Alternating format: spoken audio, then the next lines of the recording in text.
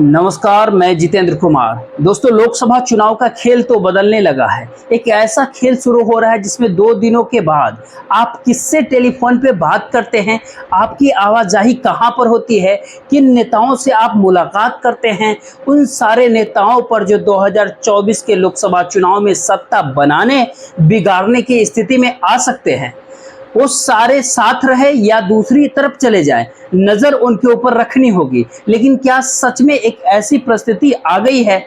यह सारे सवाल धीरे धीरे बहुत बड़ा हो चला है। चुनाव प्रचार का आखिरी चरण आज खत्म हो चला है और परसों वोटिंग होगी, लेकिन 48 घंटे के भीतर इस भारत देश का चुनाव को लेकर एग्जिट पोल सामने होगा और एग्जिट पोल के जरिए एक हल्की सी तस्वीर नहीं बल्कि एक बहुत बड़ी तस्वीर इस भारत देश के सामने आएगी क्योंकि 2024 का जनादेश जाएगा तो किस दिशा में जाएगा। यानी एक धुंधली तस्वीर जो अब तक बनी हुई है, जिसके भीतर दावे प्रतिदावे हर कोई इस दौर में कर रहा है, ये तस्वीर 1 जून शाम के बाद से साफ होने लगेगा देश में और उसके बाद से सिलसिला शुरू हो जाएगा कि क्या सच में दिल्ली में मौजूदा सत्ता के साथ खड़ा हुआ जाए या फिर नहीं हुआ जाए। और ऐसे में सियासी तौर पर इस दौर में जो ना इंडिया गठबंधन के साथ थे और ना ही एनडीए गठबंधन के साथ थे, लेकिन दिल्ली के भीतर भारतीय जनता पार्टी की सरकार, तो ऐसे में बीजेपी का साथ पार्लियामेंट के भीतर और पार्लियामेंट के बाहर अलग अलग मुद्दों पे दिया गया। लेकिन उसमें एक बहुत बड़ा अंतर आपको 1 जून के बाद दिखाई पड़ने लगेगा। 1 जून को ही दिल्ली के भीतर कांग्रेस के अध्यक्ष मल्लिकार्जुन खड़गे ने मीटिंग बुलाई है। इस मीटिंग को लेकर पहले कई नेताओं ने ये कहा कि दरअसल उस दिन आना मुश्किल होगा, लेकिन अब जो जानकारी सामने निकल कर के आ रही है उसमें कमोबेश हर नेता पहुंचेगा और नेता की पहुंचने का मतलब साफ तौर पे ये है कि उसे अपने तमाम सलाहकारों को या अधिकारियों को निर्देश दे दिया है कि तैयार रहिए, 1 तारीख को दिल्ली पहुंचना है। उसमें आप किसी भी नेता का नाम ले सकते हैं, लेकिन सवाल इंडिया बैठक से इंडिया बैठक के नेताओं के बाहर के नेताओं का, क्या सच में टेलीफोन की घंटी भुवनेश्वर से कॉल बजेगी? क्या वाकई टेलीफोन की घंटी इस दौर में कहीं आपको किसी भी रूप में आंध्र प्रदेश से सुनाई पड़ेगी? क्या इसी दौर में महाराष्ट्र के भीतर सियासी उथल पुथल बहुत बड़ी दिखाई पड़ेगी? कल तक जो साथ खड़े थे हरियाणा के भीतर भारतीय जनता पार्टी के साथ, उनको लेकर के भी क्या सवाल होगा? या घंटी गुवाहाटी से भी बजेगी जहां पर असम गण परिषद है?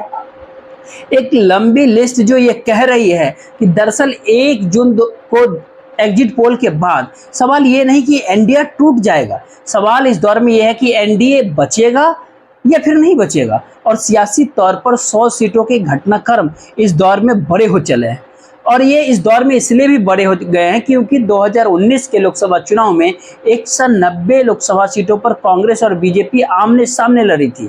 इन 190 सीटों में से 176 सीट भारतीय जनता पार्टी ने जीती थी, केवल 14 सीट कांग्रेस ने जीता था। लेकिन जो नजर आ रहा है उसके मुताबिक कांग्रेस का आंकड़ा 14 से बढ़ते बढ़ते 2024 में 74 तक पहुंच रहा है।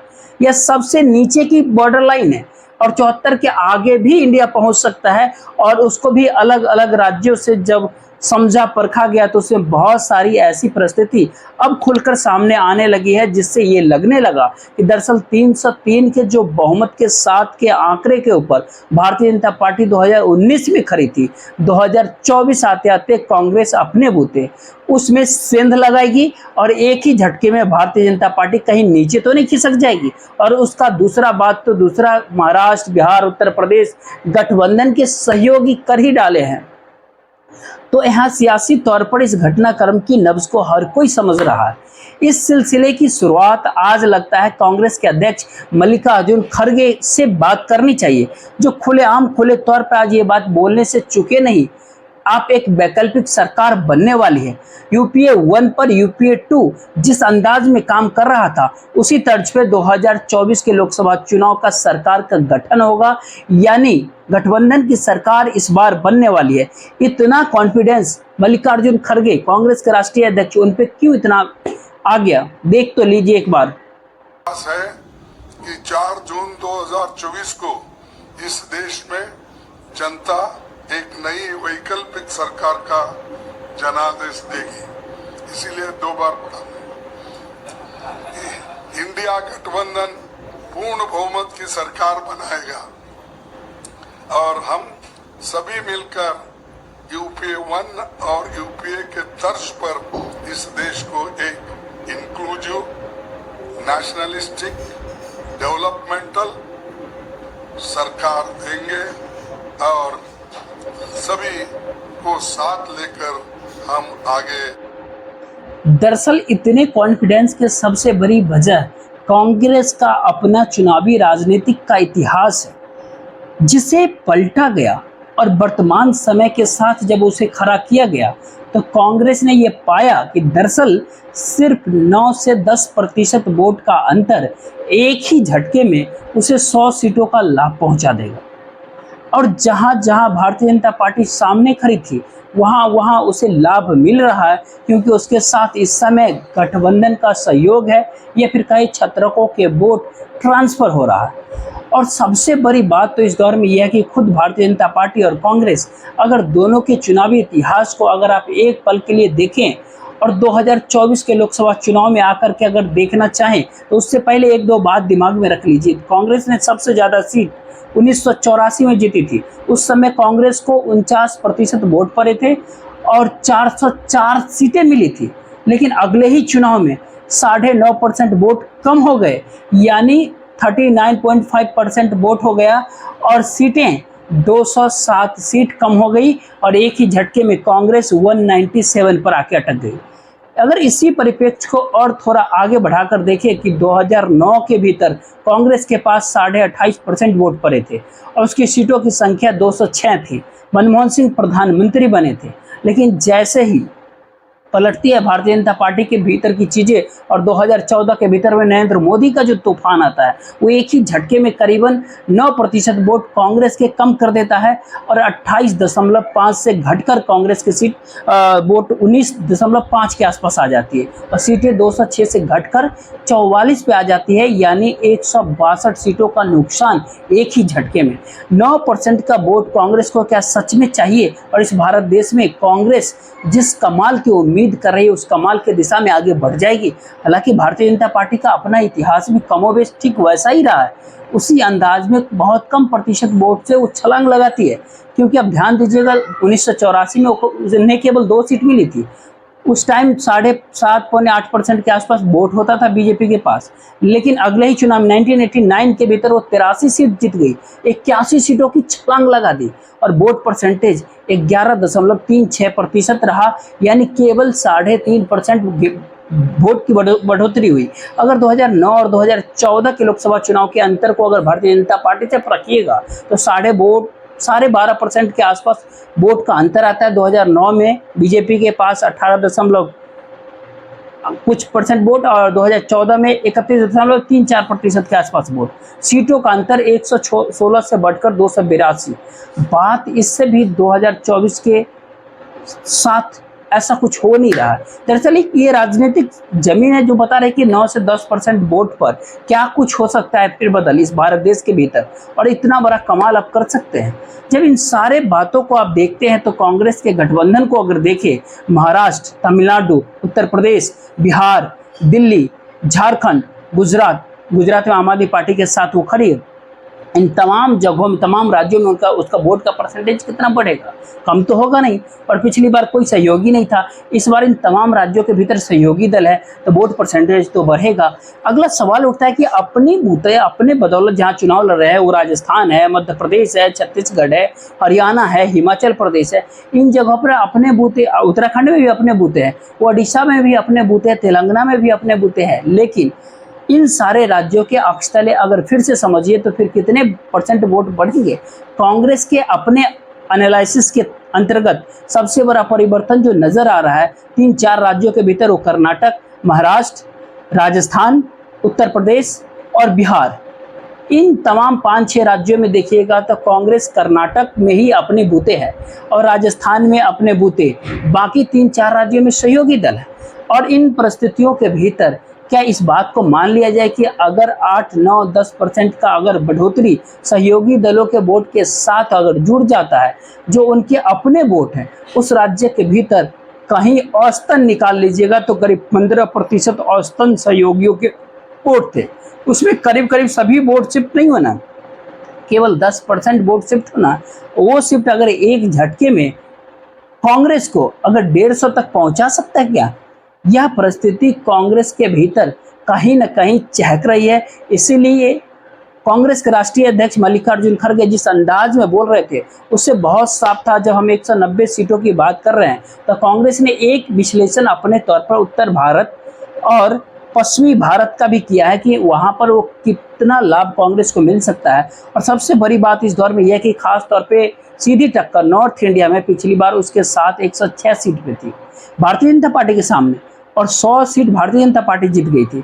उसमें ध्यान देने वाली बात है मध्य प्रदेश, छत्तीसगढ़, हरियाणा, बिहार, झारखंड, हिमाचल प्रदेश, जम्मू कश्मीर, दिल्ली, चंडीगढ़, पंजाब, उत्तर प्रदेश और उत्तराखंड, सब 12 राज्य शामिल थे। जब इसका विश्लेषण किया जा रहा है तो पिछली बार इन सारे 12 राज्यों में केवल कांग्रेस ने 6 सीटें जीती थी। इस बार उसमें कम से कम तो 25 से 30 सीटों का इजाफा हो रहा है, यानी वो कम से कम 30 से 40 तक पहुंच सकती है, आगे 50 तक भी वो जीत सकती है। ये वो राजनीतिक ताकत है 2024 में, जो कि पहली बार लोकसभा सीटों के आसरे कांग्रेस को ऐसा लग रहा है कि उसको लाभ मिल रहा है। कॉन्फिडेंस की वजह मूलभूत कारण यही है। और इसी कारण के साथ साथ अगर पश्चिमी भारत के हिस्से में जो 4 राज्य आते हैं, गुजरात, महाराष्ट्र, गोवा और दमनदीव, उसके भीतर अगर देखिएगा तो महाराष्ट्र के भीतर में उसको करीब करीब 12 सीट का लाभ मिल सकता है। इसका अंदाजा कांग्रेस लगा रही है। यानी दक्षिण भारत, नॉर्थ ईस्ट, इन तमाम जगहों पर अगर जोड़ दीजिएगा तो पहली बात की 50-55 सीटों के आसपास ये पहुंच रही है। यानी 190 सीट में से 55 सीट, पिछली बार 14, यानी कम से कम इस बार जो 70, ये सब मिला दीजिएगा तो इतना, ये सबसे कम आंकड़ा बता रहे हैं। आगे इससे ज़्यादा भी जीता जा सकता है। तो ये कम से कम अगर ऊपर की अगर बात करें, कांग्रेस जो आकलन कर रही है तो 85 से 90 सीट की आकलन कर रही है। क्या सच में 1 जून को एग्जिट पोल के साथ ही बड़े बड़े नेताओं की आवाजाही शुरू हो जाएगी? और उस लिस्ट में क्या सच में बड़े बड़े नाम हैं? ये सवाल इस दौर में इसलिए भी क्योंकि इन सवाल के तहत ही इस दौर में ध्यान दीजिएगा जिन सारे बातों का जिक्र किया जा रहा है, चुनाव प्रचार के समय हुआ, अब जिन बातों का जिक्र हो रहा है, उसमें जोर तोड़ या उथल पुथल की परिस्थितियां बहुत साफ तौर पे बताती है। सवाल ये है कि इसी साल 2024 में महाराष्ट्र में चुनाव होने हैं, हरियाणा में चुनाव होने हैं और झारखंड में चुनाव है, यानी ये विधानसभा का चुनाव। तो क्या एकनाथ शिंदे, अजित पवार, देवेंद्र फडणवीस इस लोकसभा चुनाव के बाद भारतीय जनता पार्टी के साथ खड़े रहेंगे, या उनको इस बात को समझ में आ जाए कि राजनीति कैसे साधनी है और सब कुछ लोकसभा चुनाव के परिणामों के ऊपर असर डालेगा? दूसरा सवाल है कि क्या जो बाहर से मैसेज देते रहे कि हम आपके साथ हैं, उसमें नवीन पटनायक, खासतौर पे जगन रेड्डी, ये 2 महत्वपूर्ण खिलाड़ी के तौर पे है। अब ये दोनों राजनीतिक खिलाड़ी के सवाल ये है कि इन दोनों राज्यों के भीतर विधानसभा का चुनाव भी हुआ और सियासी तौर पर खटास इस दौर में जो उभरी है, इनके सामने द्वंद्व नहीं बल्कि एक तरफा सोच रही कि दिल्ली के साथ खड़े होंगे तो राज्य में फायदा होगा।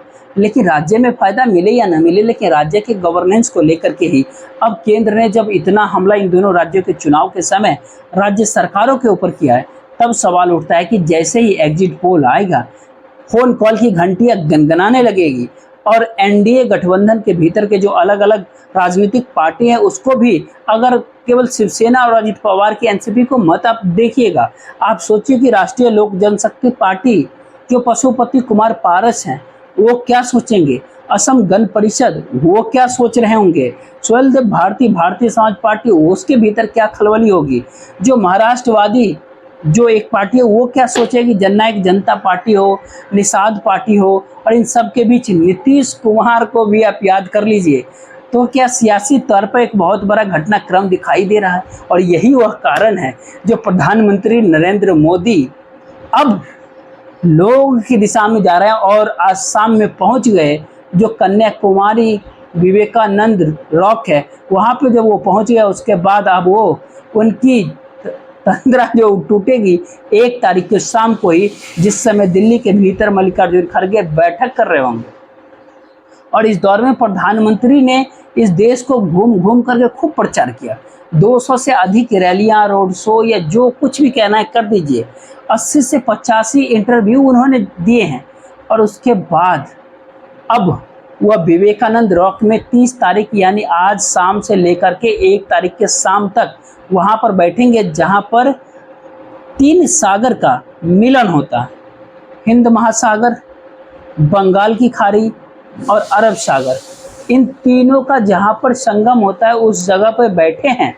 और एनडीए का मिलन जो 38 पॉलिटिकल पार्टी के साथ था, जिसमें अधिकतर पार्टी तो नॉर्थ ईस्ट की थी, उसमें से करीब करीब 1 दर्जन से अधिक पॉलिटिकल पार्टी क्या करेगी क्या नहीं करेगी, इस बात को कोई नहीं जानता है। क्योंकि नॉर्थ ईस्ट को लेकर मणिपुर के जरिए एक बड़ी बवाल इस दौर में हो चुकी है। और वाकई के एनडीए गठबंधन के भीतर कद्दावर नेताओं के सामने भी 1 जून एग्जिट पोल के बाद मुश्किल निर्णय की क्षण में आने वाले हैं, या फिर ऐसी परिस्थितियां आने वाली है जिसमें जो बाहर थे अब वो समझ जाएंगे कि किनके साथ खड़े होना है। क्योंकि यूपीए 1 और यूपीए 2 का जिक्र मल्लिकार्जुन खड़गे ने दिल्ली में आज किया, लेकिन वहीं दूसरी ओर प्रधानमंत्री नरेंद्र मोदी इस बात को समझ रहे हैं कि इस भारत देश के भीतर बहुत बड़ा ही आक्रोश उन युवाओं के भीतर है जो अग्निवीर से जुड़े हुए थे। और आज प्रधानमंत्री नरेंद्र मोदी अग्निवीर को लेकर और सेना के साथ उसको जोड़ते हुए जिस अंदाज में गुस्से में आ गए थे, वो तेवर इस बात को लेकर के भी बताता है कि वह जो सोच रहे हैं विपक्ष वैसा नहीं सोचता है।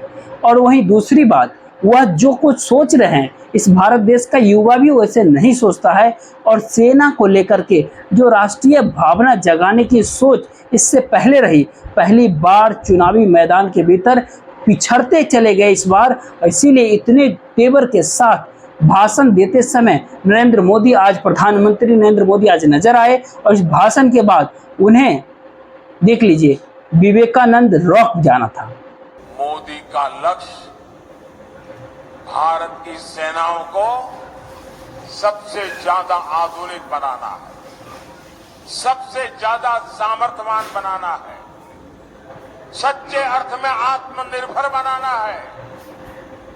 लेकिन मोदी के इस अभियान से इंडी वालों की काली कमाई के रास्ते बंद होते हैं। इसलिए ये मोदी पर अपना गुस्सा निकाल रहे हैं। सिर्फ 26 जनवरी में परेड के लिए सेनाएं तैयार नहीं की जाती है, सेना लड़ाई के लिए तैयार की जाती है, दुश्मन के दांत खट्टे करने के लिए तैयार की जाती है, मां भारती की रक्षा के लिए तैयार की जाती है। लेकिन इन्होंने सेना को भी राजनीति का हथियार बना दिया। इससे बड़ा पाप कोई नहीं कर सकता है। और मैं इंडिया अलायंस वालों को कह रहा हूं, मैं चुप बैठा हूं, इसका मतलब ये समझिए, गलती मत कीजिए मोदी को समझने की। अगर मोदी जिस दिन मुंह खोलेगा तो हमारी 7 पीढ़ी के पाप निकाल करके रख दूंगा।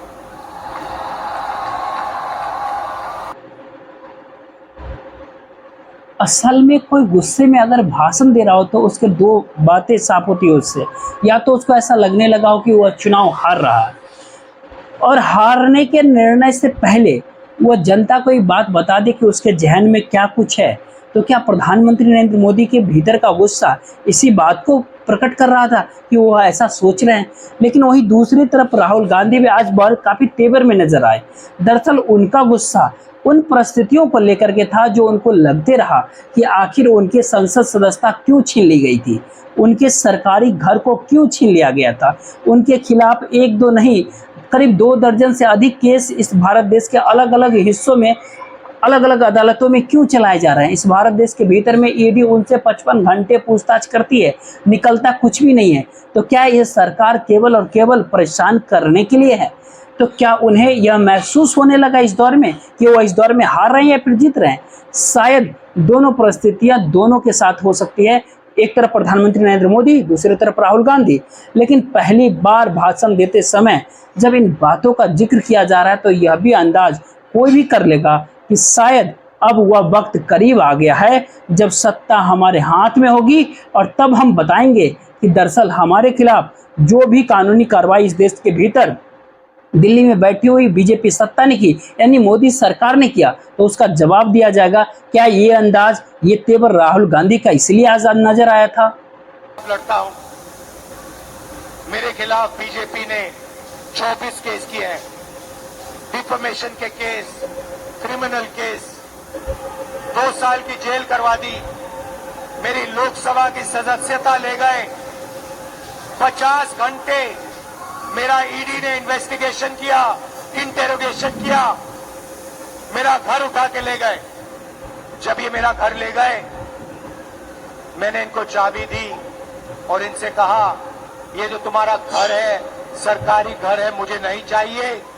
मेरे हिंदुस्तान में करोड़ों घर हैं, ओडिशा के जनता के दिल में मेरा घर है, बाकी देश, बाकी प्रदेशों के लोगों के दिल में मेरा घर है, तुम्हारा घर नहीं चाहिए, ले लो। एक बात तो इस बात से साफ है कि इस भारत देश के भीतर में भारतीय जनता पार्टी के सामने राष्ट्रीय तौर पर कांग्रेस ही खड़ी है।